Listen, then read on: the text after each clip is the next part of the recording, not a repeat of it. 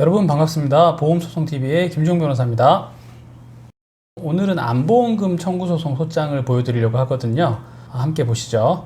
원고는 김소송, 피고는 주식회사 나몰라 손해보험이라고 임의의 당사자를 기재해봤고요. 소장, 원고 김소송, 서울중앙지방법원 기준이라고 해봤는데요. 모든 약관을 보시면 관할 법원에 관한 기재가 있습니다.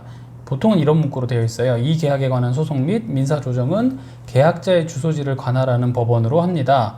다만 회사와 계약자가 합의하여 관할 법원을 달리 정할 수 있습니다. 그러니까 계약자 주소지 관할 법원이라고 늘 말씀드렸잖아요. 약관에 있는 내용이기 때문에 그렇습니다. 계약자에게 유리하게 하려고 약관에 이렇게 넣어두고 있습니다. 소장, 원고는 김소송, 서울 강남구, 원고 주소지가 서울중앙지방법원 관할인 경우를 가정해서 한번 작성해 봤고요. 피고는 주식회사 나몰라 손해보험, 보험금 청구해소, 청구 취지, 피고는 원고에게 금 1억 500만원 및 이에 대하여 2020년 1월 1일부터 이 사건 소장 부분 송달일까지는 연 6%의, 그 다음날부터 다 갚는 날까지는 연 12%의 각 비율에 의한 돈을 지급하라. 제2항 소송비용은 피고가 부담한다. 제3항, 제1항은 가집행할 수 있다. 라는 판결을 구합니다. 넘어가겠습니다. 청구 원인, 보험계약의 체결. 원고 김소송은 2019년 1월 1일 피고 주식회사 나몰라 손해보험과 계약자를 원고로 하고 피보험자를 소의 정억울 계약자의 배우자로 하며 수익자를 원고로 하여 주계약 가입금액 1억 원, 나몰라 암진단 특약 5천만 원으로 하는 인생플랜 무배당 나몰라 통합 CI 보험 계약 이하 이 사건 보험계약이라 칭합니다를 체결하였습니다. 라고 하면서 갑재 1호증으로 보험증권을 제출합니다. 이 보험금 청구와 부지급, 보험금 지급 사유의 발생. 피보험자인 소의 정억울은 서울 AB병원으로부터 2019년 5월 1일에 간세포 암종으로 최종 진단되어 이에 대한 진단서를 2019년 5월 5일 수령하였습니다. 갑재 2호증.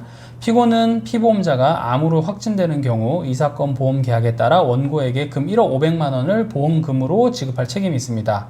그리고 나서 이 사건 보험계약 관련된 내용을 간단하게 한번 정리를 해주면 좋겠죠. 보험 상품명과 증권번호, 계약 시기, 그리고 계약자, 피보험자, 수익자가 각각 누구인지, 김소송, 정억울, 김소송, 월 보험료 40만 원, 보험 계약 금액은 주계약은 1억 원, 나몰라 암진단 특약 5천만 원이라고 했습니다.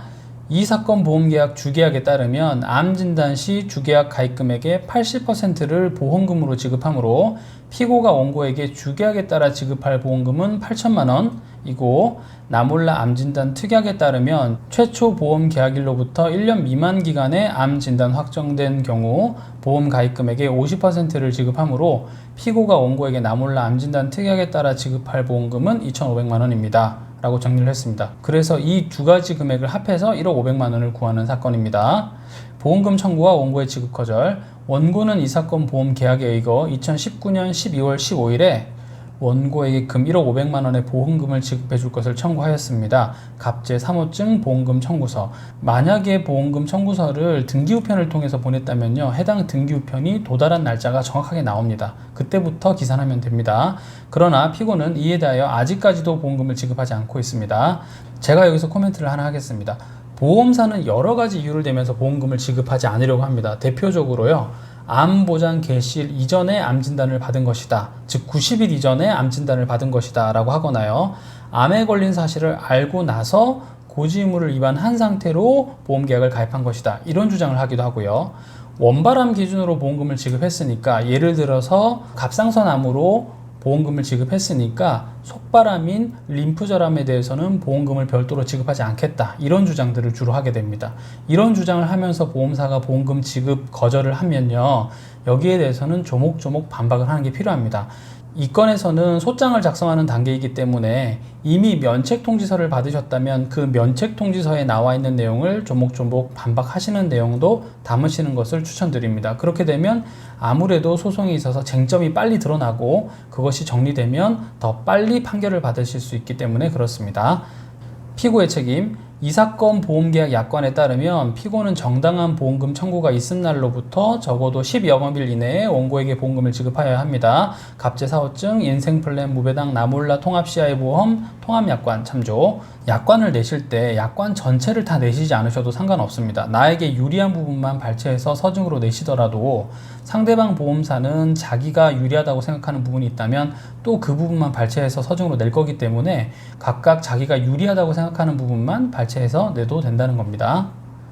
그런데 피고는 지금까지도 보험금을 지급하지 않고 있으므로 피고는 원고에게 보험금으로 금 1억 500만 원을 지급해야 하고, 이에 대하여 피고가 원고의 보험금 청구서를 수령한 날로부터 10영업일이 경과한 2020년 1월 1일부터 이 사건 소장 부본 송달일까지는 상법 제54조에 따른 연 6%의 비율에 의한 그 다음 날부터 다 갚는 날까지는 소송 촉진 등에 관한 특례법 소송의 연 12%의 각 비율로 계산한 지연손해금을 지급할 의무가 있다 할 것입니다 라고 정리를 했습니다. 결론, 상기와 같은 이유로 청구 취지와 같은 판결을 구합니다. 입증 방법으로요, 1호증으로 보험증권, 2호증으로 진단서, 갑질 3호증으로 보험금 청구서. 이때 간혹 가다가 보험사를 대리하는 변호사 사무실에서 보험금 청구를 받은 날 자체를 다투는 경우도 있습니다. 그럴 경우를 대비해서요, 보험금 청구서를 접수하실 때요, 등기우편으로 접수하시고 나면 해당 등기우편이 도달한 날짜가 나오지 않습니까? 그런 것들도 같이 제출하시면 좋습니다.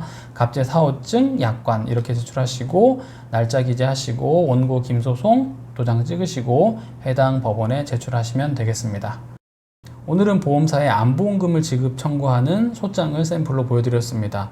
제가 샘플로 보여드린 이 소장을 참고하시고 보험사가 면책 사유 혹은 보험금 부지급 사유로 주장하는 것이 있다면 적절히 반박하는 내용을 기재하셔서 제출하시면 1차적으로 소장 작성은 마무리가 됩니다. 그 다음부터는 쟁점에 대해서 치열하게 다툴 수가 있습니다. 만약에 보험금이 너무 크고 혼자서 해결하기는 어렵다라고 생각하신다면 주저하지 마시고 저희 사무실에 연락 주시기 바랍니다. 감사합니다. 저는 보험소송TV의 김종우 변호사입니다.